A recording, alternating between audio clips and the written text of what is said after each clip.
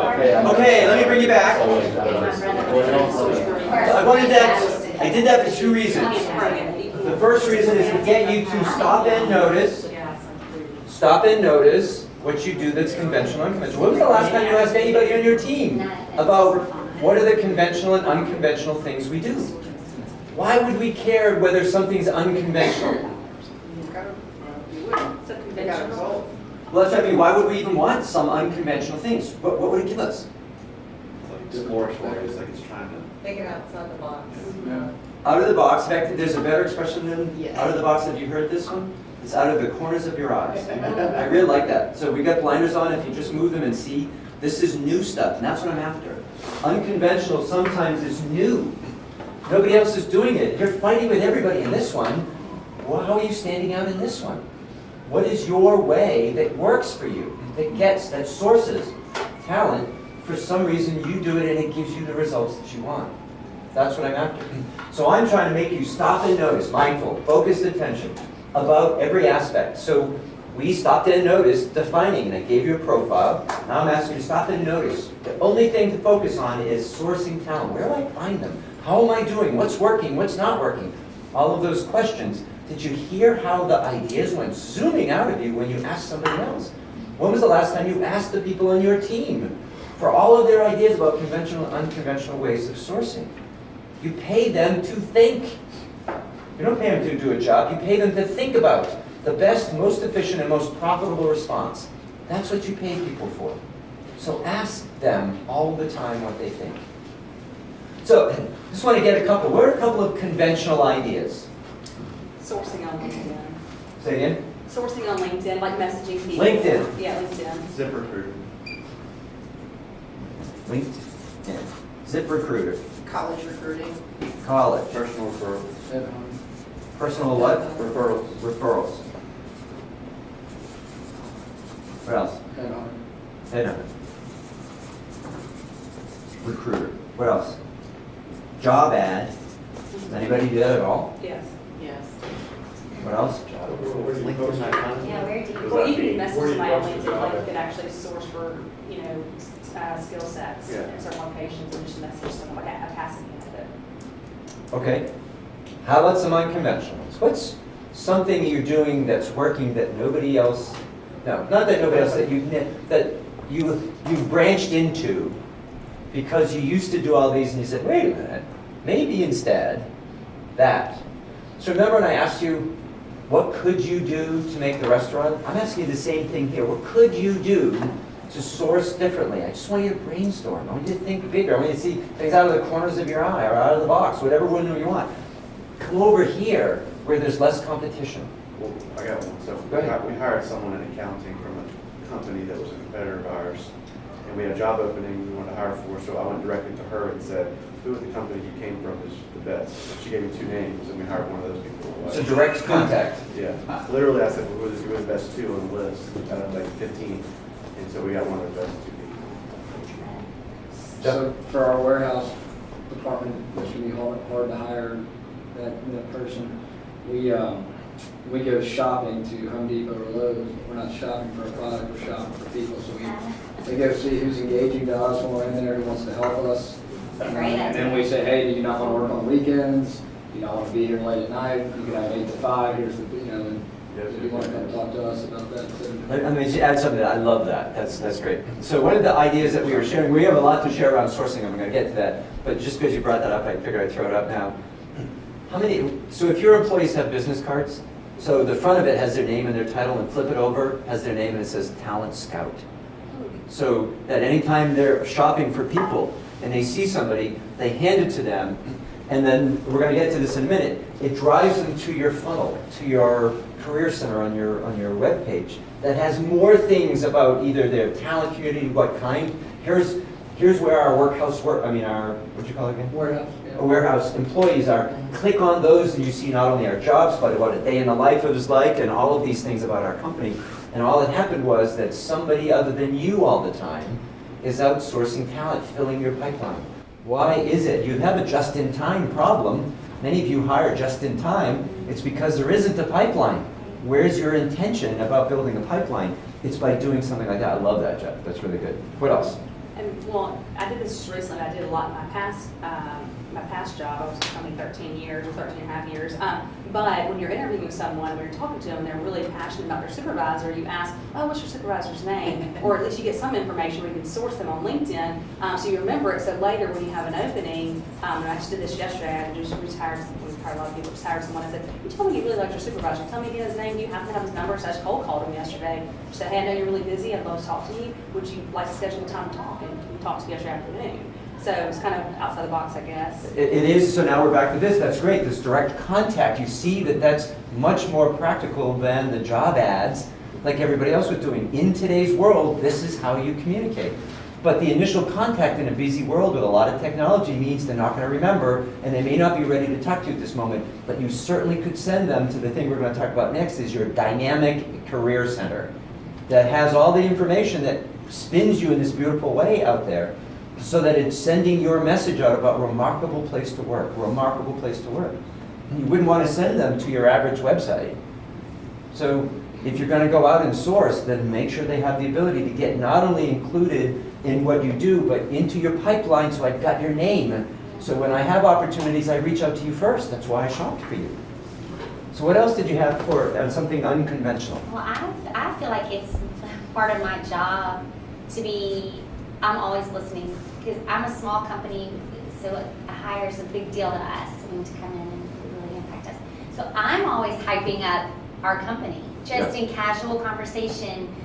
When I'm at ABC, like other construction events, I'm like, oh, it's so great, and this is who we have working here, and this is our culture. Just dropping the little, nuggets of information, so that when I know an estimator's not happy somewhere else, he's hearing, hey, things are good over at Wyatt. I'm going to felt that way. I love that. See, so now here's the purpose of giving you that long report, the abbreviated version of that long report, the Gallup's State of the American Workplace. The reason why I gave you that is that here's some stats that they have. 55% of employees are looking to change jobs. You now know, based on things I've shown you already, that 67, almost 70% of employees are disengaged. Why would you not want somebody else's disengaged employee? Why are they disengaged? You don't know. It could be that environment. A terrific, dynamic employee who just is not happy there, but in your workplace they might be amazing, so long as you have a process that will make sure they fit. And so long as you have a culture that will bring out the best in them. So don't bring them over just to make them disappointed again. But at the same time, the statistic that says we're at 3.9 or 4.1 unemployment, there's no help around here, no, it's not true. This is a huge area here with a lot of really unhappy people who would love to be happy in a job. Couldn't it be for you? And all that would happen is, how would you get their attention? So what do you do on purpose? Knowing that statistic now, they're out there, they're unhappy, how do you find them? That's the question I would ask your workforce or your teams. Not, here's what we always do when we hire. I'm looking to fill my pipeline with these people who know I'm amazing, they're currently unhappy, and when I have a job, they'll be the first one I'll reach to. But I've got their name already. So you're doing these great things, this constant network, this constant self-promoting, brilliant. Because it's the way that the disgruntled and unhappy and disengaged employees realize there's something better. Why am I sticking it out with this one? Because most people don't hire wisely, and most people don't have managers that act like coaches. The two big things. Those are the linchpins of both of this. They're put in the wrong job, and then they're never coached into better performance. That means they're disengaged. So if you have those underway, then go grab these other people who would love to be happy and be remarkable. So don't be concerned about an actively disengaged employee in some other case. It might have been the workplace. Your process has to uncover if that's going to be a problem in your workplace too. So you have to ensure that you check for that. But don't rule them out. Just as I know back before, there were a number of organizations that would not hire people who were out of work. Why would you not hire people out of work? Well, then they're not people who work. There's the contingent of people who just are not employable. How would you know? They have a process. Run them through your process. If your process discovers that, don't hire them. But otherwise, you don't know the circumstances. Figure the circumstances out. They might have been remarkable and had a situation they couldn't handle. lot of people say people who move around a lot. That's And the other one. and I'll say, well, this could be it for them. Exactly right. You know? Yeah, so the question is, so how well did the other people align you to a role that fit you? No wonder you changed all the time. I would have. We boomers, took a job and stayed. Millennials, if they're unhappy, they change. Is that a flaw? The flaw is being in a job that doesn't fit. Both sides have to take responsibility. A millennial doesn't know themselves really well, a broad statement, but most people don't know their attributes real well, which means they took a job and the organization that interviewed them didn't know how to interview for whether they fit. So you have two people unaware, created not a good situation. So they changed. But if the company had a great process, they would catch this. And they would know, based on their assessment tool and other things, whether this person fit, and they wouldn't let them in if they didn't. So the reason why they change all the time is that some or both sides of the equation got it wrong. If you get it right, and your process is strong, there's no reason why they leave. Bring them in, align them right. Get your managers to act like coaches. They're not going anywhere. They only leave because they're unhappy. Stop making them unhappy. What would that take? Alignment, relationship, development. The slide I showed you earlier. That's what it needs. So let me move on because there are a couple of really important things I want to share, and it's in two ways. How do they find you? What are you doing to, as I call it, the bat signal? What are they doing? What are you doing to send the signal out that people know about you? I'm in an organization that is the nomenclature of best place to work. Best people, that's the first thing they hunt for. Why would you work in a company that is not a great place to work? So what is your promotion of your materials? I love that you do that. Here's what's remarkable about us. How often do you use the word remarkable when you talk about your workplace, when you explain yourself, so that others see that's in fact who you are? So we're going to talk about that, and then I want to show you a couple of tools on how you reach out and tell people so that they can find you. So how to write an ad differently and how to create a sourcing strategy. So I want to give you just a couple of tools. So let's talk first about this career center. How many of you have a career center in some way, shape, or form? Okay, you have to. Now, normally, that's a job as a coach, you never tell people what to do. This one, I'm telling you. You have to have a career center someplace where people can come and understand what you have available, what it's like to work for you, what your values are, where the path is, all of that. Because 75% of the workplace will be millennials. This is how they find jobs. And your career center has to be mobile friendly or mobile ready. That's how they look at things. So if you're unaware of that, then you're already over here and everybody else is picking up the good ones. So a career center. So let's talk about what it might look like. So that's the idea, is that we're trying to create a pipeline of names to build your talent pool. So we need a funnel to bring them in. So your career center has to first attract them. What are some ways you could get names into your pipeline? So Jeff's, he goes out and he shops for people. Hey, if you think if you want to change things, you're going to find out more, come and see our website. Boom, go shopping for people. That's one of the ways to add to your funnel. What else? Mary, your comment about? Shameless self-promotion. Love it, don't change it. Self-promotion, meeting people, networking, fills your pipeline. Hand them a card and say, go to our website. Wait till you see what we have for you. What else starts to fill your pipeline? I mean, brand awareness on campus, and that helps build your bench once they come in. Especially if they're an intern, then we convert them to full hire. Great. So job fairs fills it, or Even internships, on or campus, speaking events like on in the campus. classroom. Love that. So acting professor. So if you want to see who's the best of the senior class, aren't you teaching sometimes at a college? Could somebody on your team do that to bring in the best? Wait till you see. That's also an unconventional way of recruiting. I think too, Right. our guys are out recruiting too. Like our superintendents need to be talking, and because they have the buzz, so it's like, are your people helping recruit the best talent too? Exactly right. Are you coaching them to do that? That's right. So to get them in, you may find the step above this is our people don't think it's their job. Yeah, It's right. everybody's job to fill the funnel. Yeah.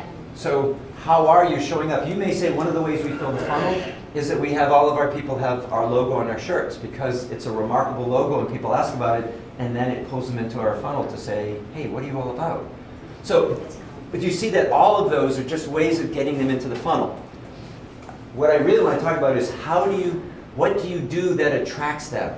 So if you're dealing with an age where technology wins, something on your website in your career center can't be a stodgy old summary of jobs. Who would look at it? Nobody would look at it. It has to attract. Tell me something that would get your attention on a career center. We're revamping ours right now. I mean, we're still in that process, but we have, you know, you can always do testimonials, videos about the brand, just so that it can be more than just words, something that's interactive. How could it be exciting? Well, and nobody's ever touched on this whole morning, but sign-on bonus, money, nobody, you know, look, how does money play into all this, and is that? Yep, and it might be something that's, you know, 32% of our top performers earn a sign-on bonus if you sign in here, click here to find out. That, okay, so you see that all of that is available. I don't know your answer, I just want you to have a structure. But I do know that it needs to be attracting. So your idea about videos, testimonials, yeah, really important. And it has to be music. You know, why do people watch YouTube videos and share YouTube videos? Because it's amazing. What could you put here? What celebrity could help you, you know, as you just write this little video that then gets shared 100,000 times, because each time they do, you pull them further and further into the funnel. It's up to you to go have fun in this. Who on your team should help create where they land and how amazing the adventure is. Sue Once, brought- good, I'm sorry. I'm Go ahead. such an interrupter, I'm so sorry. No, you're good, good. Sue brought up a good point about the incentivizing portion of this, because there's a book called Drive. Yeah. I just heard of it, so I can't even speak confidently about it. But it talks about how much does money versus what you're saying, maybe these unconventional culture plays into it. I mean, what are your thoughts on that? How much are you promoting? You have to understand the dynamic of your workforce. If your workforce in the accounting world, in the law world, is moved by money, then that belongs here. If most millennials are moved by social conscience. So what is it, maybe the first picture out here is you in Habitat for Humanity, because Yes. that's one of the things that matter. I'm not saying you have to do it, but you have to understand your demographic. What would get them, who belongs in your company, what do they think, what do they believe, what do they feel, and does this attract them? You're not done yet, that's just to make them land and share. Next, inform. So there's a couple of things that happen. This is the place where you start to talk about what the experience is like being here. So the couple of notes I hear here are, what is purposeful and meaningful work here? So I need to give them some information in this inform section. Show that there's a path here. A statistic. 92% of our employees stay here for 12 years or more because we spend time in a career conversation with every one of our employees. Boom! Right in front, in bold, it flashes or it slides on one of those, you can tell I'm the boomer, whatever the top of your website is that, Banner. what is it? The banner. Banner, thank you. What's it like to work here? So this is the place where you could have your engaged employees. Follow them for a day with a camera. Get Robert's name. Follow them, cut it into a 2-minute video on, hey, what's it like for this role, for this role, for this role. The next thing that's coming out, or have you heard of these? They're called, I never remember the word, what's it? Talent community. Sorry, I knew it was the next one. The talent community. So in your company, you may have 5 different classifications of jobs. You have warehouse, you have leadership, you have sales, you have whatever. So when you do that, inform them. Here says, which job would you be interested in? Click here. And when you do that, it brings you to all your current jobs.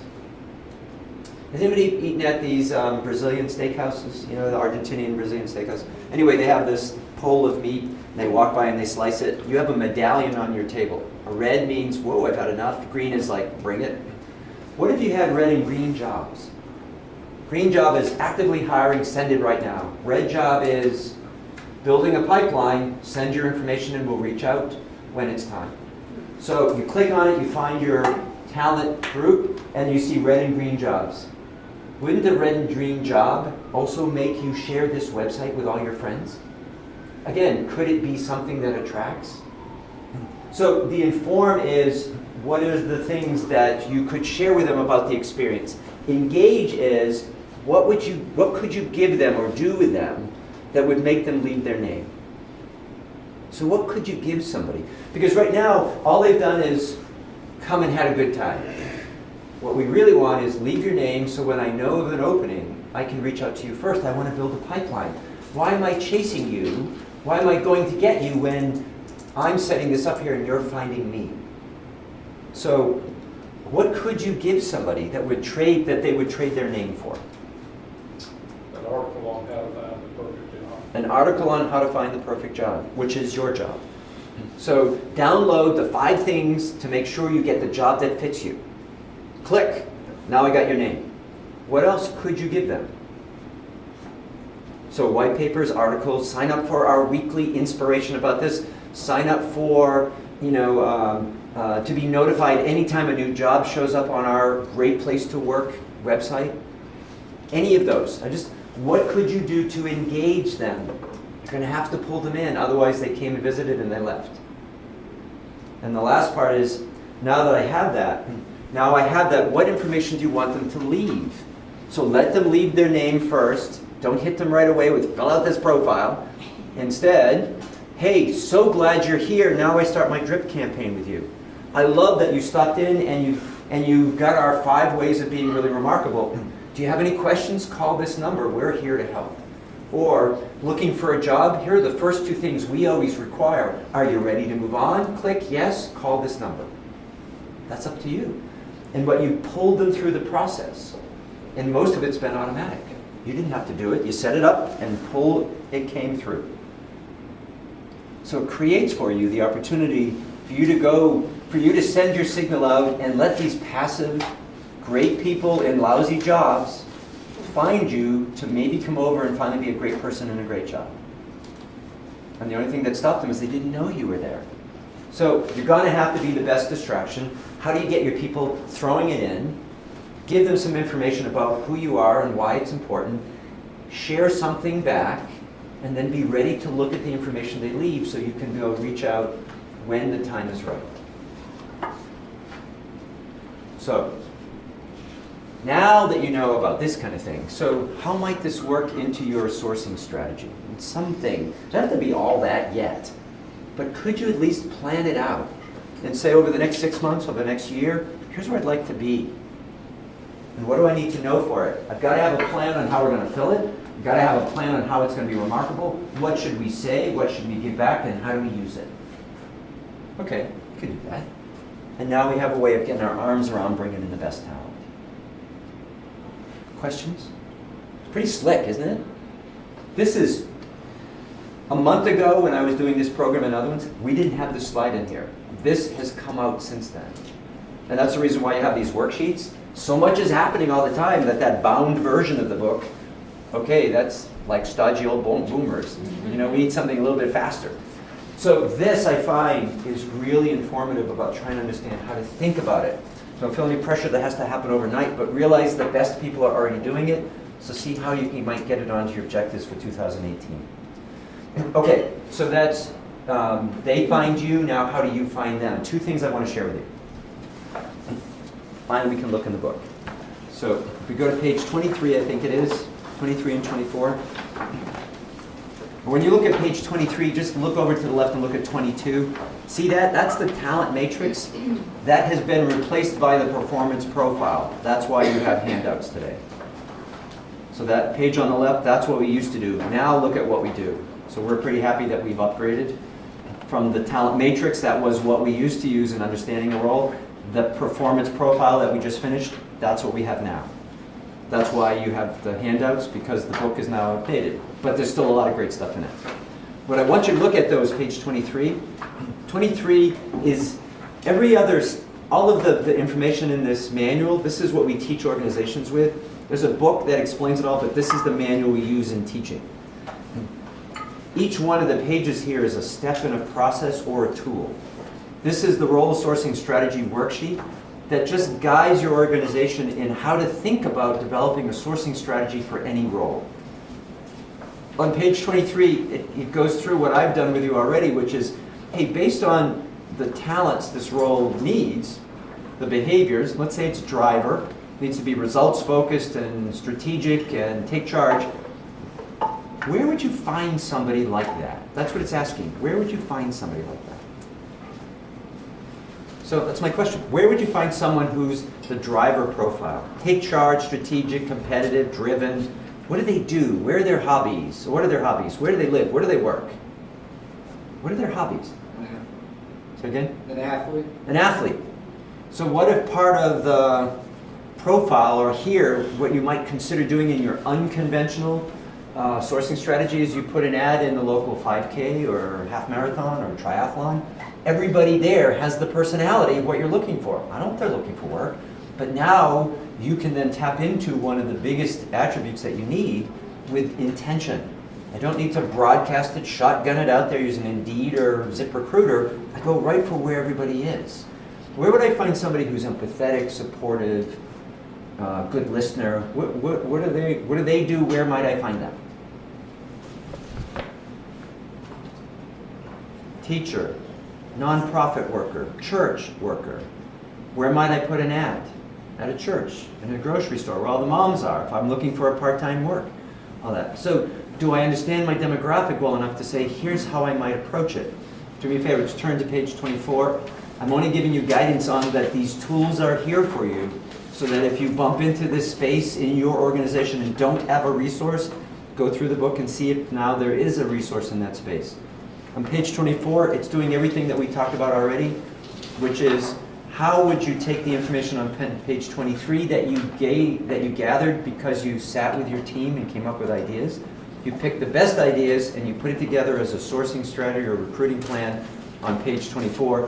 What conventional and unconventional methods will you use for this job? And now you have a plan. You try it, and at the end of trying it, you go over this thing and say, okay, so what worked and what didn't work? If it worked, we keep doing it. If it didn't work, how do we want to change it? And now you are always perfecting the process of having the best way possible. What I wanted for that is to think about this. Performance profile, stapled to sourcing strategy, stapled to the thing I'm going to show you next, how to write a better ad, stapled to next, bank of questions, stapled to next, evaluation form, stapled, all got it together. Next time I need it, I pull it out. I know what I need, I know where I'm going to find it, I know who's on my team, I know what I'm going to ask, I know what my ad is. Done. I'm ready. Starting point, profile. Next, sourcing strategy. Next, how do you write a really good ad? If you still use ads. So do me a favor, go to worksheet number 4. Worksheet number 4. On the top of it, shares conventional ads, all the colored lines on the bottom, they're on purpose. Here's a traditional ad. These are still out there. Can anybody follow any of these ads? XYZ companies expanding quality individual retail. But they do. Here's a new ad instead. So see where it says lead statement just about lower the middle? XYZ company is the leader in whatever, is looking for some kind of remarkable, standout, extraordinary operations administrator. Here's the ad. So it shifts the attention on this and says, look, we don't do anything small. We're a remarkable company. So here's who we are. We're the leader in this. We're looking for only remarkable people. How many of you say things like that? Or like, we're just happy you're breathing and then we'll take you and put you on the staff. How do you then raise the standard about it? But here's what I really want to share with you. See that attribute descriptions? Here's all of the things that get pulled directly from the performance profile. Are you someone who's moved by the three key things that this job does from your list of tasks? To be successful in this job, you must be the key words that came from your behavioral profile. Do you see all of the phrases in black are the standard pieces and all the colored ones come directly from the profile. You must also be anything that was a 5 out of 5 relative to skills. Pull it right off the performance profile. Next, additionally, you must have 2+ years, anything that had a 5 on it, on the performance profile, around skill and experience. Next, in red, familiarization with OSHA, that one, preferred but not required, anything that was a 4. Next, you must be able to work in a team that values, here are your corporate values. So you got to do this work in this kind of company. Is this you? That's what the final line is. Look, all of that's there for you to keep or change. I thought it really helps and it can make an ad in about a minute because you've done all the work already. Just lay it out in a way that is searchable. These are all searchable terms. This last line, though, I hope you keep it. If this is you and you can prove it, you could be a good fit for our team. And that tells you two things. One, this is what you have to have. Two, my interview is going to check all this. So if this is not you, what I'd really like it to say is don't even think about applying if this is not you, but we can't really say that. So the parenthetical part is don't even think about it. I told you I grew up in this big family. My dad was Italian, opera was the big thing. So we had a really good turntable and Scott speakers a while ago. But 6 kids, so when he would head off to work, we would think we would put our pop records on that. He had a big note taped to the turntable that said, don't even think about it. So we didn't, we knew. Don't fight that one. So that's kind of where you're going with this. Look, I did my work. I know what I need. If this is not you, I will find out, so don't mess up my system. Don't interrupt or make me do more work looking at you when I know my system will catch you and kick you out. So consider that. And then the final one, the final paragraph there, look, you asked for a lot of things. You surely did in the middle paragraph. The last one says, so here's what you get. So if this is you, here's what you get. Excellent pay or whatever the attributes are on why someone would want to work for you. Look at the lines in black print again. The ones in colored print are ones for you to change. The ones in black, our guidance is that you keep them. We hire based on talent and fit. It's important for them to know this interview is not going to be the same as all other interviews. And apply only if you meet our performance and abilities guidelines. We've told you.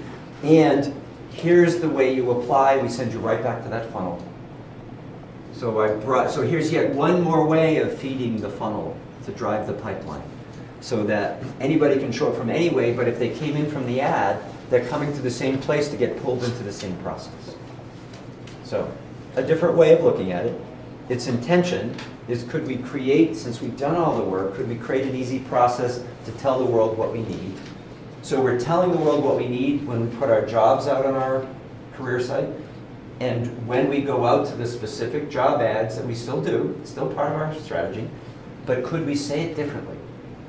Bolder about who we are and how great we are, bolder and clearer about what we have, and a reminder that our process is not like everybody else's, and we are determined that you must have these attributes or we will not hire you.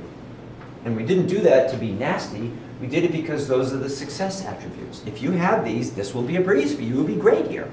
If you don't have these, you will struggle, and I don't want that and you don't want that. Why would I do that? So the goal of that was, could you build on purpose a sourcing strategy that now includes the things that really need to have, which is they find you and you find them. It needs both prongs on that. So next we move on to the prove it to me interview, but let me ask you first. So questions or conversations about strategy, about sourcing? You really take a lot of the emotion out of this. I'm just getting down to the facts. Is that a bad thing? It's probably a good thing, right? And I'm going to ask you the same thing, though, when we talk about the interview. Because a big part of the reason why we hire sometimes is we get a gut feel.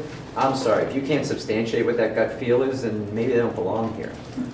So the idea is you are really clear about the attributes you have sourced with intention. So ideally, the people who are coming into your funnel or responding to this, what you've sent out, are people who can make it through your process. You still have to have a killer process on the hiring site to make sure they have what you need.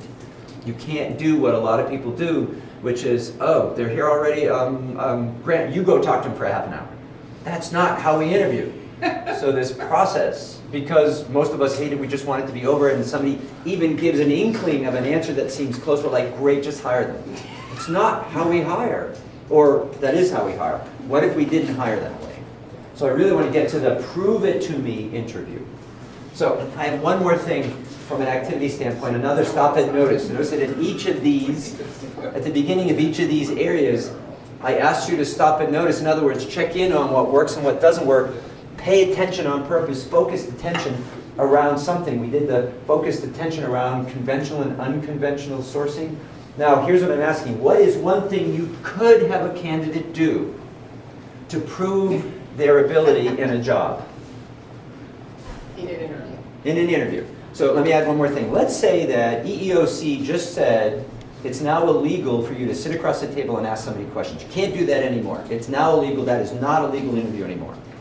So you have to then figure out something they could do to actually prove it. And why wouldn't you want that anyway? Don't tell me how you would do it. Do it. Show me how it looks. Because then I know you can do it. Otherwise, I don't want that. At least for the major things in the job. And we know what those are because we did a profile. So we know what we're looking for. So I want to know, what could you do? So that's the word you've heard from me a lot today. Not what will, I have to. What could you do to have them prove something in the job you know about? Either the one you're starting here. What's something they could do? Give me an idea of an activity, of an action, of something where they would have to show you instead of just tell you. Scott, what's something? In the past, we got more of a business analyst to actually do some reporting and manipulate spreadsheets and put some formulas in to make sure that they, were capable of the job. It was just 15, 20 minutes. It was part of the interview process. We sat there, so we knew they weren't copying our data or our sales information, but, Right, that's what I'm after. So if you say must be proficient in Microsoft Office or particularly in Excel, then I would imagine part of your interview is something around pivot tables or whatever it is, the applications you need them to do. Because you know they're going to say this and if this is what they say they can do, tell me where their level of ability is. Tell me where this hand should move. If this is where they say they are, where are most people's abilities? Tell me up or down. Yes, you're right. So what percentage of a resume is factually inaccurate? 50%. Half of it. So if you rely on any of that for whether they have the ability to do this, then you're going to be really disappointed. So now I'm into the reason to prove. But if you've hired somebody, if you're interviewing somebody who has these abilities, they're like, bring it on. I got this. Right. That's what you want. So if everybody's afraid for it, then maybe you should be afraid too.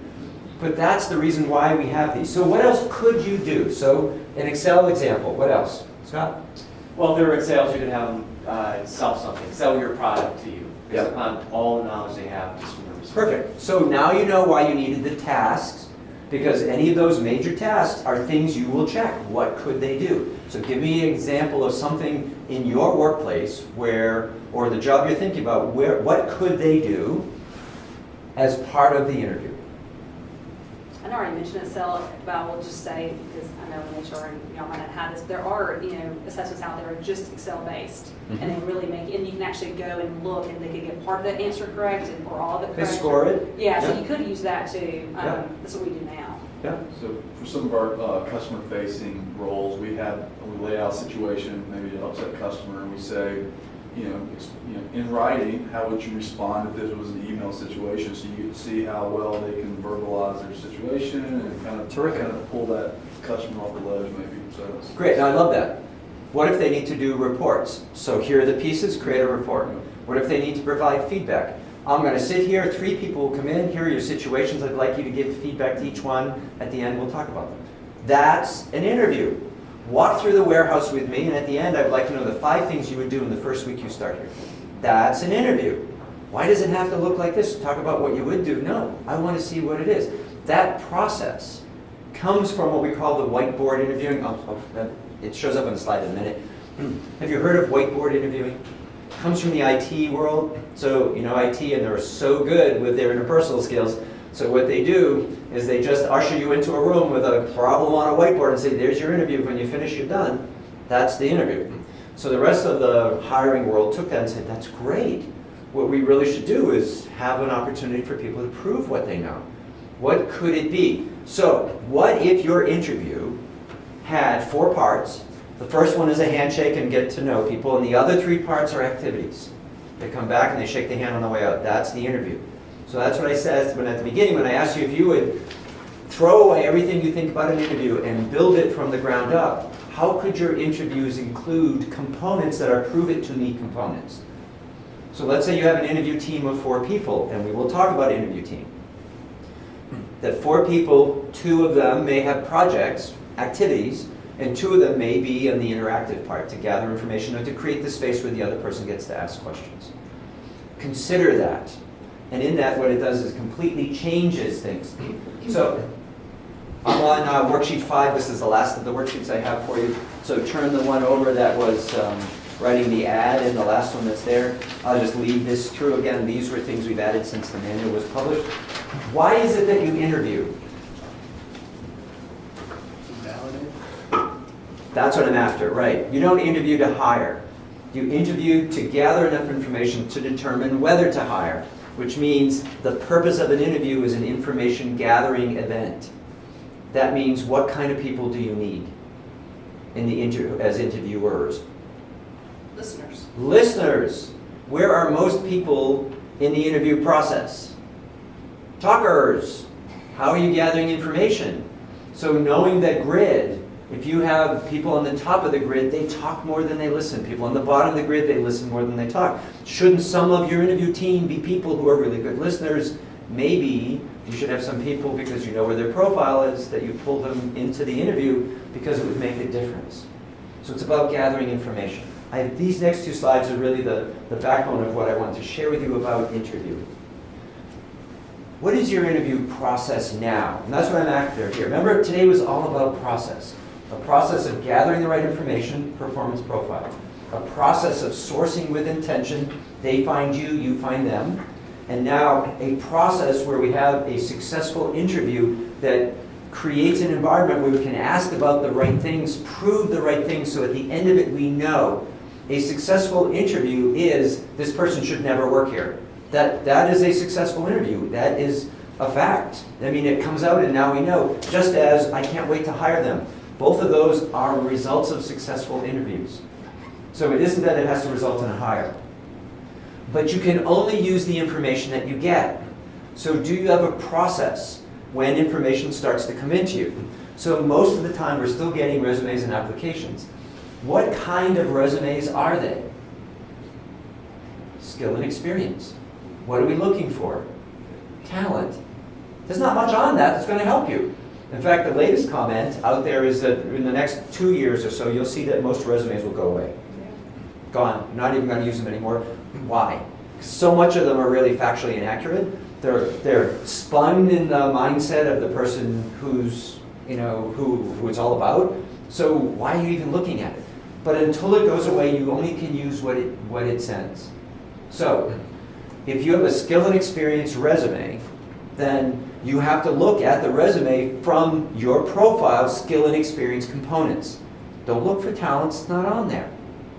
So when the resume comes in, I do the 2-pile routine.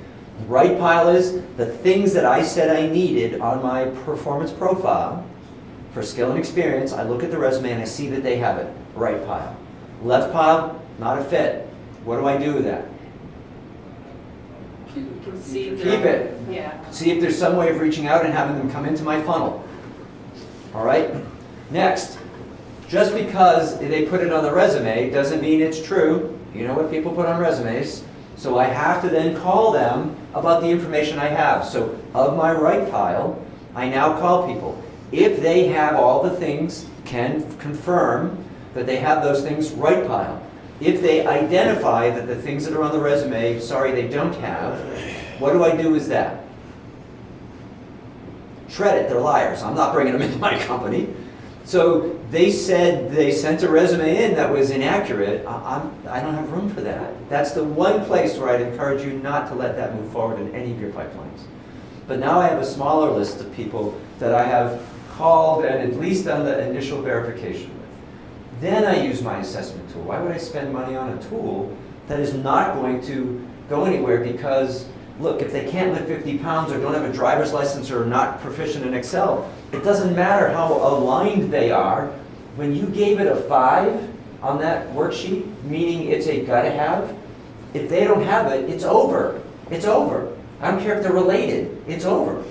So when you said 4 or 5 on those determined where they were. So don't spend money on an assessment before then. Absolutely use an assessment because you need something that peers behind the curtain so you can see the sparking going on because most people don't know it. Based on that, Now I'm back to 2 piles. They take the assessment, looks like they're aligned, right pile. Looks like they're not aligned. They have great skills, don't have the right profile. They go into my funnel saying, look, I will watch and find the right match for you. This is not the right match for you. I'm not doing it. So that group now does face-to-face. So how much time does 1, 2, and 3 take? Not much. Look, you know what you're looking for. Have it? Nope. Have it? Yep. Have it? Nope. That's it. Next, make the phone call. 10 minutes. And this one here, results, if you use the program that I showed you today, or if yours does a good job of matching, you don't have to hunt things down. When you get your report, you see where they are and you see the job's profile laid right on top of them. I got it. Either their right pile or left pile. I have 30 seconds to think about this one. So I've moved through this quickly so I can do what? Spend a lot of time right here. This is where I need to spend my time. But I shouldn't spend any time with somebody who has not made my cutoffs. If you don't have the right skills, not moving on. You don't have the right behaviors, not moving on. Now I still have to prove it. But why am I talking to anybody who doesn't have a chance? Do you have that much time in your day you can talk to people who are not a fit? If you do, tell me what you're doing for work, because I'd like a day like that. So what we're after then is, could we in fact create an efficient and effective product? Effective first, works. Efficient, don't spend any time on things that are not valuable. On the flying down here on Monday, I saw it was an HR person, because she had a pile of resumes, and she was circling things, looking for behaviors. I'm peering over her shoulder, and I just wanted to say, it's not in there. It's not in there. All that's in there are skill and experience. If you would like to see an example of a talent or behavioral-based resume, when you send me an email if you want the talent assessment, just write talent-based resume. We built one because you should be using one, and we have clients that use it who insist that if you apply to our company, you have to use our resume format, which then is a talent statement at the very beginning. Tell me who you are, because if you don't know who you are, I'm not going to do your work for you. So we give you a template, instructions, and a completed one so you can see what it looks like. We have clients that put it out on their website saying, if you apply, this is how you have to apply. So if you want it, when you send me an email, I'll be glad to send you a copy and see what it looks like. I mean, it's true that, I just had my daughter apply for a job at a daycare that they're building here, and they even did that whole assessment on her where you come up with that EVPR, like her Myers-Briggs? Myers-Briggs. Or yeah, ENFJ and yeah. I mean, it took us, Yeah. I thought it was just, but it's asking, just like you said, her resume is irrelevant. It truly is. It's irrelevant. Yeah, well now we're back to this, the whole purpose of the assessment. The problem is you also do have some toggle in or toggle out skills. Yeah. Start with what you know. If you can't lift 50 pounds because the job requires it, or you don't have that right certification, it doesn't matter about this. It's already ruled you out. So don't spend money on this. Start there. Once you know that, then move this in. But this is really where you're after. Okay, this is the other one that I think is really important. We'll talk about some behavioral-based questions and then we'll wind it all down. How do you prepare for an interview? And the big thing I want to talk about here is who is on your team for interviewing? How many of you have interview teams? The other question is, how many of you have panel interviews? Several of you, one of them. Why do you do that? We sometimes do for the synergy of the department to see if it's only cohesive. Okay, any other reason, David? Efficiency. Efficiency, for you, not for them. Candidate, both. I want the candidate experience to be positive. I really would rather than not have to spend 8 hours at our facility over 3 days. Right. And waste all their time. So how much, so just consider, what does it feel like? So imagine I'm the candidate and Margot asks a question and you're nodding your head and David's going like this and you're going like this. What am I supposed to think when I'm looking at a room full of people all doing different head and body language stuff? If the purpose of an interview is to make you comfortable enough to tell the other person things they wouldn't normally say, I'm just not that comfortable when there's several of you against me. So if it makes sense that part of the job requires that, so that might be an activity. I want you to present to this group. Perfect. If it's about your efficiency, then spend 10 minutes with 4 people one-on-one instead of 40 minutes with 4-on-1. and then talk about it afterwards. I think you'll find that the person is far more relaxed and far more authentic. And if you have different results and you think that that really is successful, just know from the feeling of the person being interviewed, that's not that comfortable.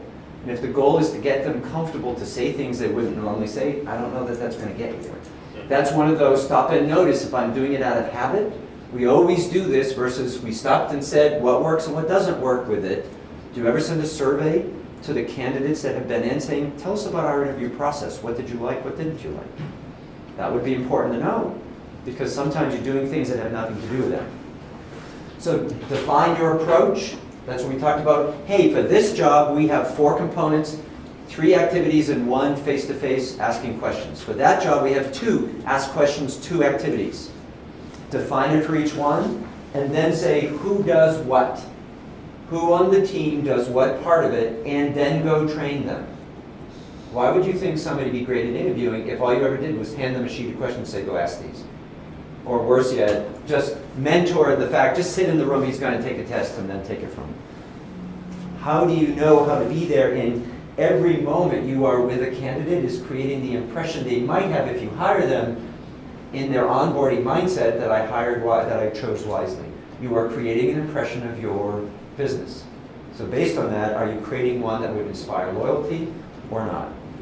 And then finally, how do you go, if you do ask questions, how do you ask behavioral-based questions? And I want to share that. Before I go on with that, talk to me a little bit about what it might look like for you to have an interview that's not conventional. Part of our interview, we have a pretty large corporate office that has a manufacturing, cushion production, and distribution and corporate side. I do a tour with the candidate. Sometimes we're in a hurry, so not every candidate. Usually I do. I want to see how they interact, which is their main manager, with people who walk by. Do they speak to them? So it's kind of more interactive. So that's not a typical type of interview, but they kind of drop their guard and not so interview mode, and they just, tell me a little about yourself, and they're a little bit more casual. I kind of feel like I get to know them a little better. How might you use that walk to prepare them for the activity they have to do next? Like one of the stops on their walk is where their job will be. Mm-hmm. What did they notice? What would they do? Who did they meet? How did they handle it? Yes. Here's 5 perspectives I have of the area I'd be working in. Let me drop you off for 10 minutes, write those up, and I'll pass you to the next person. You see, it's as clever as you want it to be and meaningful as you want it to be.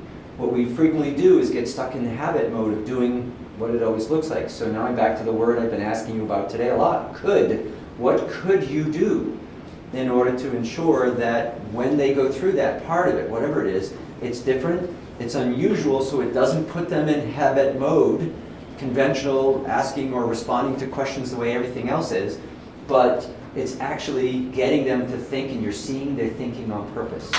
And in that, you have this great ability of ensuring that you have enough information to make a decision. So what could you do? So here's my challenge. Your interviews have to have 4 parts. I'm making it up, but that's what I'm saying. Because you normally pass it around to 3 or 4 people, it has to have 4 parts, 2 of them have to be activities. What if that were your hallmark? It has to be some activity. Prove a skill to me, prove an ability to me, show that if you're supposed to be methodical and organized, then the first thing I'm going to do is I'm going to give you 15 tasks and I want you to organize it in the way, if this were your job in the first week, how would you handle it? Lay them in order, and then let's talk about what you came up with. That would prove organization, methodical, attention, all of that stuff. So that's my challenge. The more you can get out of sitting across the table and asking these questions, even great behavioral-based questions, which we'll talk about next, still moves them into you testing them. Remember, this is a prove it to me interview. Don't tell me about it, prove it to me. So as much as you can, have them do something. Is it appropriate to give them something beforehand? If you want. Just to say, could you, I don't know, just thinking like a deferred tax calculation. Now, there's the risk they'll go to somebody and ask for help, but. And then they can explain it to you at the end. Explain the result, Perfect. like how did you come up? It's like 6th grade math. Right. The answer matters, but what matters more is your work. Right. So tell me what you thought about. So that process, how might you introduce the fact that your interview doesn't look like everybody else's? What might you say? Because if you just bring somebody in and they're expecting to sit across the table from you and have all these pleasantries, and instead you're going to walk them around and you're going to make them work and you're going to do it, they're gonna be freaked out.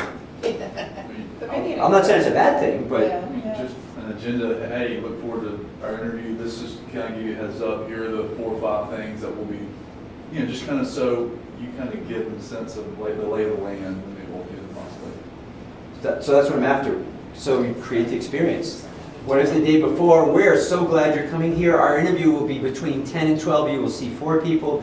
2 of our parts of our interview will be an opportunity for you to answer questions. The other 2 will be some areas for you to prove some of the skills that are required in the job. We look forward to it. Dress casually.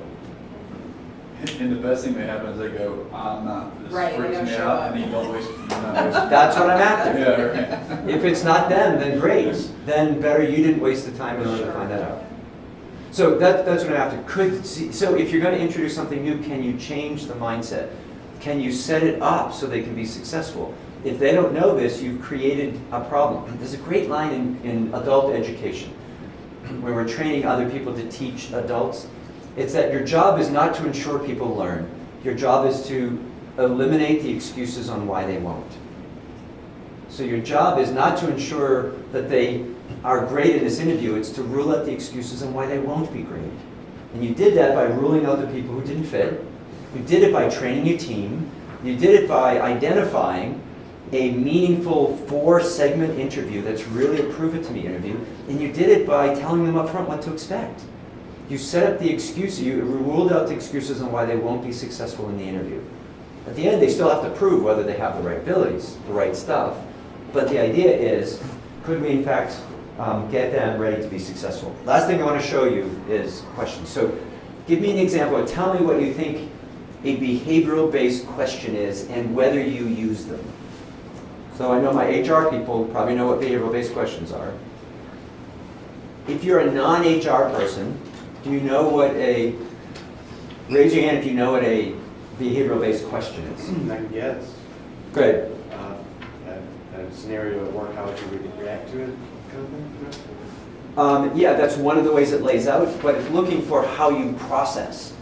So your answer is based on how you think, and that's what we're after. I want the success of it is based on catching you in a moment where you have to use the brain you would bring to work and not give a rehearsed answer.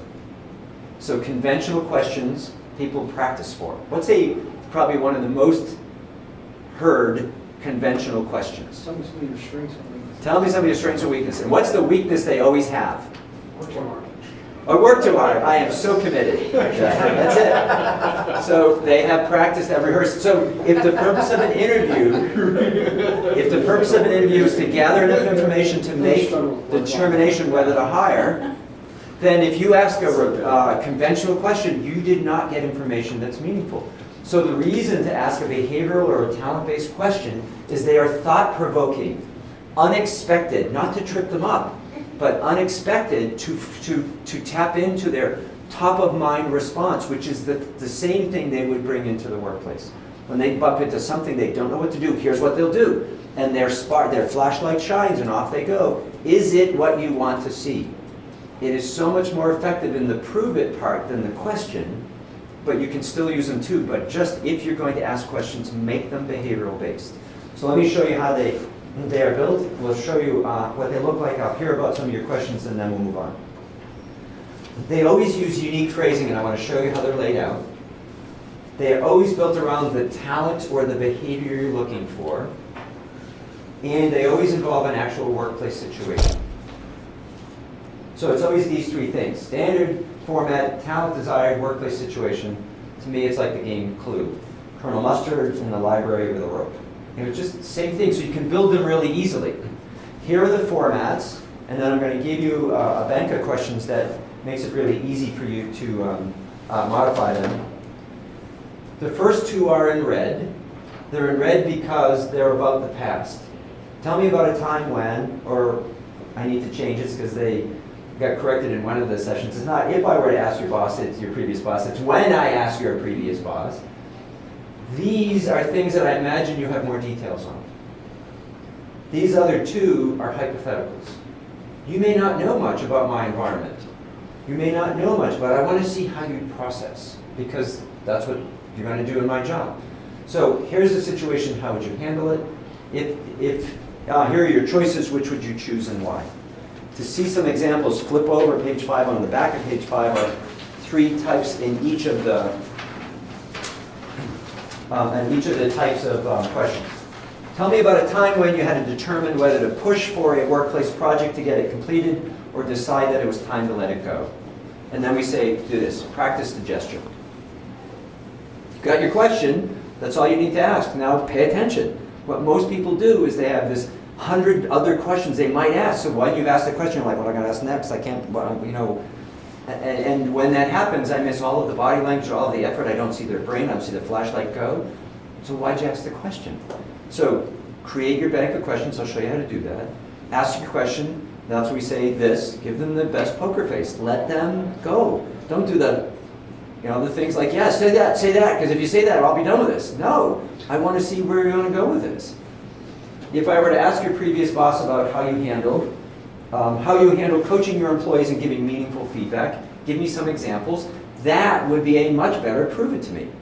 I want to know in this job, since you are going to manage people, you have to give them feedback. So I have 3 people coming in. I'll give you the situation in each, and I'd love you to provide feedback. I'll be sitting here watching. That's an interview. You can certainly ask about it. Here's what I would do. Fine. Come in. Reynolds, you're the first one. Here's the situation. How would you handle it? Actually handle it. Those kinds of things. Here's the situation. How would you handle it? 2 of your employees get into a disagreement in front of a customer. How would you handle it and keep the customer? Would love to know that. That could be a question if that situation happens in the environment in which they'll work. If employees get into it, it's not unusual in businesses that have high seasonality where there's a lot of business done in a short period of time. That part of the year the tempers are pretty even. Then all of a sudden, ooh, everybody goes a little wild. So tax season. We do work with in a couple of industries, construction industry and swimming pool industry, that have short seasons in certain parts of the country. Then everybody gets a little tense. It's not unusual for that to happen. So if it happens in the workplace, I want to test how you're going to do with it. So here it comes. And my favorite one there, if you're any manufacturers here, the last one, here are your choices. Which would you choose and why? Is it better to short ship a customer but ship on time? Or do you ship late but ship complete? Practice the gesture. I have no idea. And in a minute, you're going to tell me. I just want to see how you process. So the more that you do that, the easier it's going to be for you to gather a lot of information. Notice that the intention of it was not to trip anybody up, but to force them to think in front of you, which is exactly why you're interviewing them. I want to prove the things that I told you I needed. You said you had. My assessment thinks you have it, so now I want to see it in action. That's the process. So go to page 29 in the manual. This will help you with the talent-based questions. On page 29, there are 20 general behavioral or conversation-based talent-based questions, just to get the conversation going. Starting on page 30 are 10 behavioral-based questions built around each of the 16 talents. So it uses the proper nomenclature, the format, and it addresses the behavior. All you need to do is add in something about your workplace, and you have a bank of 180 questions ready to go. So it means, using all the tools, if you like that process of understanding the grid, using that assessment, that advances your ability to create meaningful questions around each of the areas that are there. Don't close that book yet. I have one more thing for you. Turn to page 42, which is at the end of all of those questions. I just want to share that this, again, is a process to help the organization be really successful. When we teach this in organizations, it generally takes about 2 days for your team to learn all of it, but we go step by step for the things that I'm kind of flying through. Just wanted to show you it's here. Page 42 is the suggestion that this is the only thing your people take into the interview with them. So on it is their list of questions they will ask. We recommend no more than 2 questions on each of the talents. Why? What's the first question for? What's the second question for? First question for, prove it to me. If I didn't see it, I have a second question. More than likely I saw it. I don't need to ask the second question. So I have it all set up so that, let's say that Reynolds and Grant and Margot were on the interview team. So, and that we were looking for the talent of driver and bottom liner. They would each have two different questions around talent, around solver and bottom liner. They would have their questions, not the same questions, but their questions. But they would each be asking about the same talents because that's the profile of the person they're looking to hire. So from your bank of questions, you now have 10 or 15 or 30 questions, which two go to Reynolds, which two go to Grant, which two go to Marco. You practice them, you know what successful responses are. You are ready to do your part of it. Until then, you're not ready to do your part of it. What do you ask? And how have you rehearsed or practiced? That page is so you don't have all these other pages going in. You may have a notebook to take notes, but here are your questions. In fact, you don't even need to look down on them. You do it often enough. You look at it for a second, put it down, now you ask your question, and you're fully engaged in it. Why is that so important? So you hear what they're saying. So you can truly hear what they're saying, but that's the beginning. So this is a bias-free process, which means you have to ask that question to everybody, but how each interview gets customized is your follow-up questions. But if you're busy looking at your worksheet on what you're going to ask next, you don't have a follow-up question. How many questions, have you heard this before? How many questions do you need to ask to get to the truth? 5, I've heard 7, but not 1. Okay? So when you ask that first question and they give you an answer, now you drill and drill and drill, and now you're at what's true. The first answer is not true. It's not true enough. Keep going. So if you have all of these things in front of you, you're going to be so distracted you'll miss it. So that's why you have your sheet. Practice. You know what you're asking for. You know what you're looking for. You know what success looks like. You have it. When you do, then all the work you've done so far has set you up to be successful. So, do you have a favorite question that you like to ask?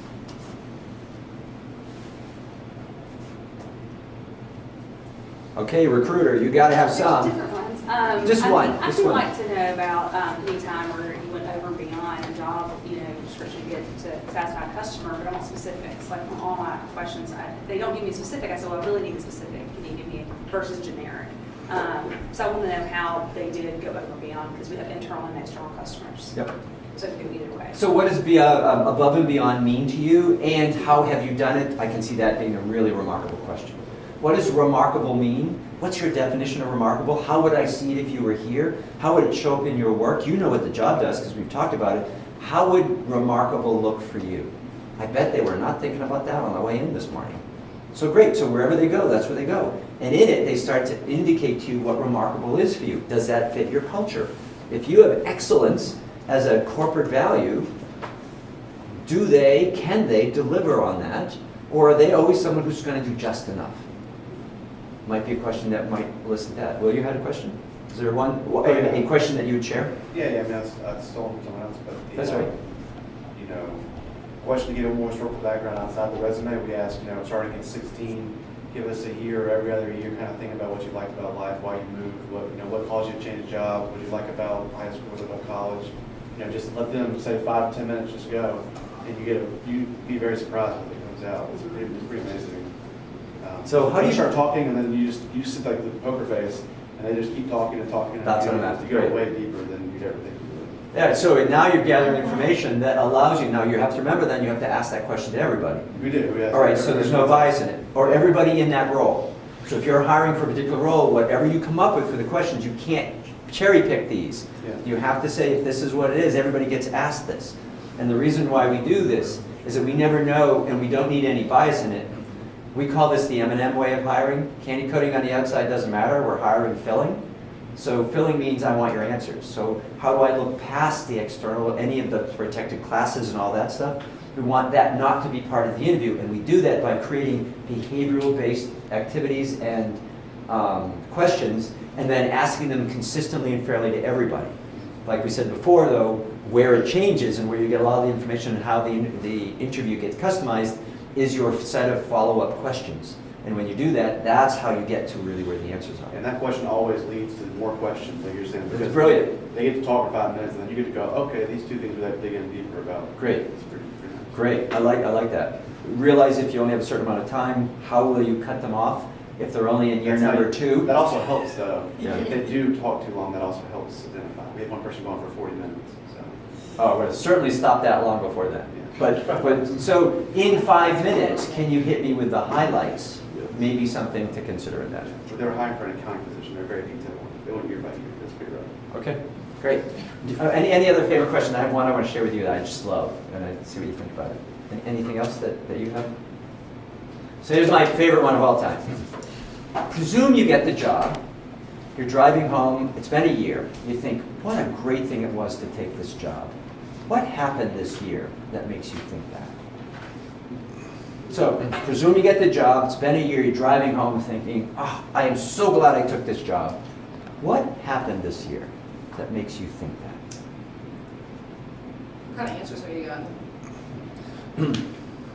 Huge opportunity to learn, had total freedom to create and invent new things, built most amazing relationships, got paid way more than I thought that I would ever get paid. Heard everything here with this one. But the idea was it got them, much like yours will, it's a get them talking kind of question. And wherever they go, they plot themselves beautifully on the grid. So those kinds of questions are questions, and I think that's in the 20 questions on the page 29 for you as well. All right, let me just move to this last thing here. The last thing I want to share with you, and I am a little over again, sorry. First day experience, onboarding. A perfect thing for you to do what works and what doesn't work is onboarding. It's a critical one. If you don't do something personal with your new employee in the first day, then 69% of them are looking to change jobs within 6 months. Alarming. Gallup stats. If you don't do something personal in the first week, then 72% of them are looking to change jobs in the first 6 months. Why would it be so important that your onboarding is so important, or customized or personalized? And that's what it's about. It has to be personal. Sets the tone for your experience. You want to be. Are you? Yeah, they want to be confident that they made the right choice. And if they didn't make some kind of personal thing, the last two things I'm going to show you, page 44 and 45, so you can have this. Page 44, employees' talents, values, and interests. Let's say that you just made the offer and then you spend some time with them on the phone figuring out what their values, their interests are, favorite and least favorite aspects of work and life and hobbies and things like that. So you can do what's on page 45, which is create a plan for their first day and first week. Again, the manual is about the worksheets to think about places in that, and that finishes off the entire first section on how to hire. So, review, rethink, respond. Today was all about, I'm going to pass back to Frank here in a second, was all about this, the alignment piece, so we could get to performance and retention. Remember, focused attention today on performance and retention, and we had to back into this. This is about helping your managers think and act like coaches. Find out about that and make sure you're doing that. I know Scott's already doing that. Alignment is what we talked about today. Do you have a process that puts the right people in the right roles so that the coaching mindset can happen? If you have any questions about how to create managers into workplace coaches, send me a note. We're doing work on that too, and there's also a Vistage program for that. Today we talked about defining, sourcing, interviewing. 3 buckets. There's a lot of information, I totally get that. But we put it in 3 buckets so that you can then say, where do I want to spend my time? Which tools will really help me? What will I do next? So, 51% of the workplace is disengaged, 16 actively disengaged, this 67, almost 70%. My question is, how could, by creating a process about alignment that successfully and consistently puts the right people in the right jobs, how would that help you change this so that more and more of your people become engaged because they're aligned to the right role? The last thing I have for you is send me a note if you want the talent-based resume. Send me a note if you want to access instructions for the talent assessment. And on the website is a section that we send out a weekly email called Hire Wisely. If you want that, just so that we keep you in touch with that, so go on the Forte Factor, that's what's next, .com. Under the Fire Up Your Employees, you'll find the place. You just click on it and leave your name, and every Wednesday we send you a 2 or 3 line on how to improve the way that you hire based on all of the things that we share here. So, what are the things that you will do on purpose? Let me pass it back to Frank now. How will you take all of this or any of this and then find the critical things that need to happen next? Thank you. Thank you.